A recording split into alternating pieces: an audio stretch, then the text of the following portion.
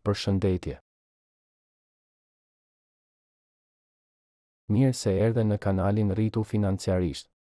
Këtu flasim për mënyra të thjeshta dhe të arritshme që të ndihmojnë të kuptosh më mirë paratë, t'i menaxhosh me qetësi dhe të ndërtosh një jetë të qëndrueshme financiarisht.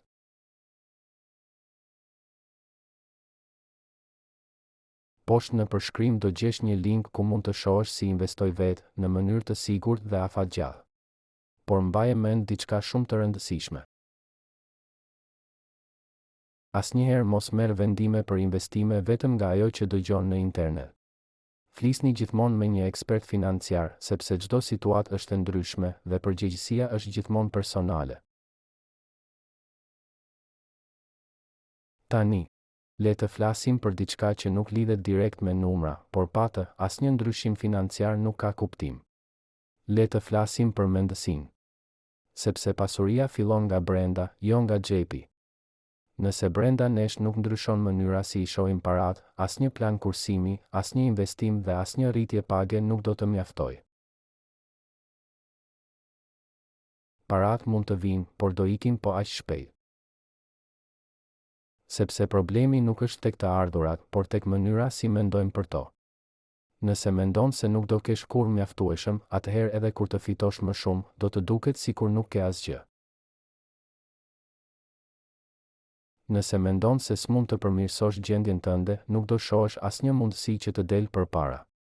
Por nëse fillon të mendosh ndryshe, të shohësh çdo situatë si një mundësi për të rritur, atëherë çdo ditë bëhet një hap përpara drejt lirisë financiare. Ka njerëz që fitojnë pak, por jetojnë të qetë, dhe të tjerë që fitojnë shumë, por janë gjithmonë të stresuar. Dallimi nuk është në shifrat që kanë në bankë, por në mendësinë me të cilën i shohin paratë.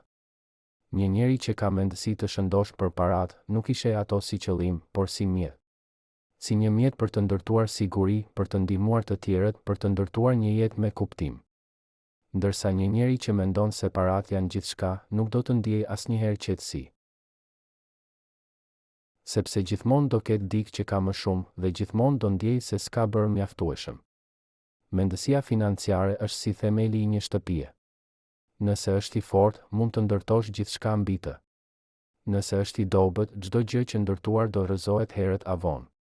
Prandaj, ndryshimi i parë që duhet të bëjmë nuk është në portofol, por në mënyrën si mendojmë për veten dhe për paratë.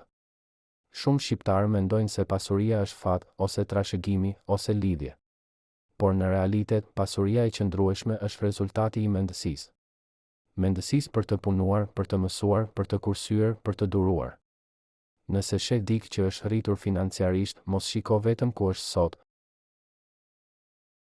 Shiko sa shumë ka duruar, sa shumë ka ndryshuar mënyrën si mendon. Një mendësi e shëndosh fillon me 3 fjalë të thjeshta: unë mundem ndryshe. Kaq mjafton për të hapur një rrugë të re. Sepse kur thua unë s'mundem, truri yt mbyllet, nuk kërkon më zgjidhje. Por kur thua unë mundem, vetëm se di si ende, atëherë fillon të kërkosh rrugë. Dhe kush kërkon, gjen. Në jetën e përditshme, kjo do të thotë, mos thuaj s'mund të kursej. Thuaj si mund të kursej ndryshe. Mos thuaj s'mund të investoj, thuaj si mund të filloj me pak. Mos thuaj jeta është e vështirë, thuaj si mund ta bëj më të menaxhueshme.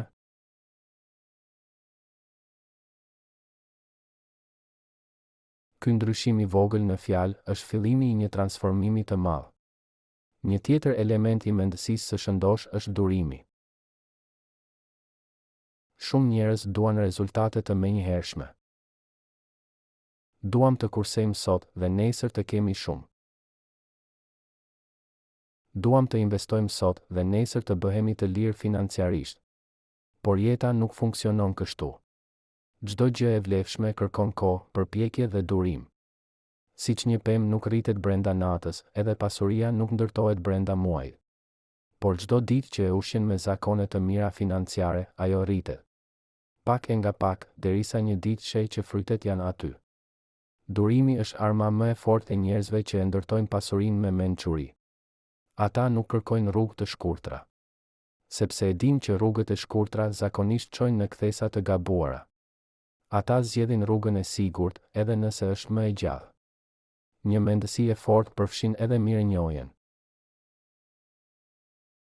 Nëse çdo ditë e fillon me mendimin s'kam mjaftueshëm, atëherë truri yt do të fokusohet vetëm tek mungesa.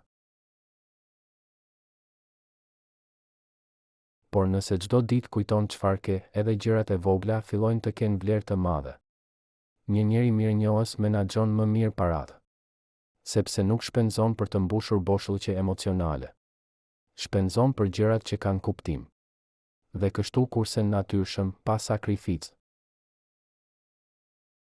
Nëse çdo ditë reflekton 5 minuta për atë që ke, do kuptosh që ke shumë më tepër se sa mendon.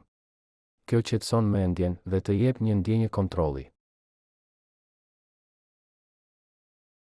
Sepse ndjenja e mungesës është ajo që na shtyn të marrim vendime të nxituara financiare. Ndërsa ndjenja e mirënjohjes na ndihmon të mendojmë qartë. Një tjetër pjesë e rëndësishme e mendësisë financiare është përgjegjësia. Në momentin që fajson të tjerët për gjendjen tënde, humb kontrollin.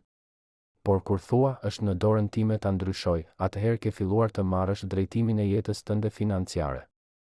Askush s'na i mëson këto gjëra në shkollë. Por jeta na i mëson çdo ditë me mënyrën më të ashpër. Nëse nuk i mëson mësimet e para, jeta i përsërit. Prandaj më mirë mëso t'i ndryshosh vetë me vullnet.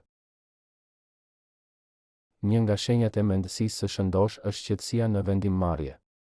Mos merr vendime për blerje apo investime kur je i stresuar, i zemëruar apo i frikësuar.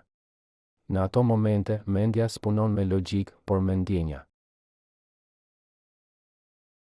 Dhe paratë e humbura më shpesh janë rezultat i vendimeve emocionale. Mëso të ndalosh. Të marrësh frymë. Të presësh 24 orë. Nëse edhe pas një dite ndjen të njëjtin dëshirë për të vepruar, atëherë është zgjedhje e arsyeshme. Nëse jo, ke kursyer para dhe stres.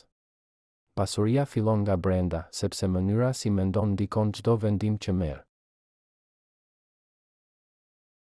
Nëse ke paqe, do marrësh vendime të zgjuara. Nëse ke frikë, do marrësh vendime të nxituara. Prandaj mëso të punosh mbi veten, jo vetëm mbi të ardhurat. Bëhu njeri që e menaxhon kohën, emocionet dhe shpenzimet me qëllim. Sepse pasuria nuk është vetëm në llogari bankare, por në aftësinë për të jetuar pa frikë. Dhe kur e arrin këtë gjendje, çdo euro, çdo kursim, çdo investim që bën, ka më shumë vlerë, sepse vjen nga një mendje e qetë. Mos haro. Mund të mos kesh ende shumë para, por mund të fillosh sot të ndërrosh mënyrën si mendon për to dhe ky është investimi më i vlefshëm që mund të bësh. Në fund të ditës, nuk janë paratë që të bëjnë të pasur, por mënyra si i përdor, si i mendon dhe si i shikon. Nëse i shikon si mjet për rritje, për zhvillim, për qetësi, atëherë çdo hap që bën do të çojë më afër lirisë financiare. Nëse të pëlqeu kjo video, abonohu në Rritu Financiarisht dhe shpërndaje me dikë që ka nevojë ta dëgjojë këtë sot. Sepse ndonjëherë një video e vetme mund të ndryshojë gjithë mënyrën si shohim paratë dhe jetën. Faleminderit që ishe me mua. Kujdesu për mendjen tënde, sepse aty fillon çdo pasuri e vërtetë.